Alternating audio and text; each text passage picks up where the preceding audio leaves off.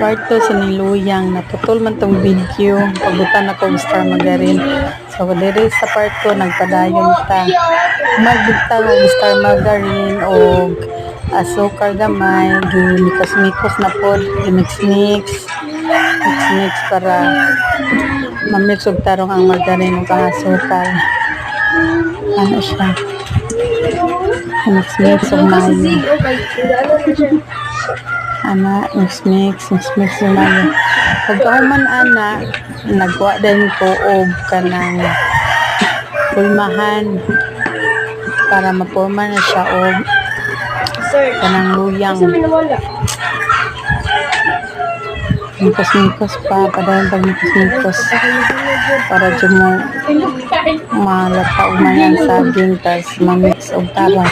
Now, nagkuha na po hulmahan namin naman sa para sa luyang tapos akong giarin sa plato.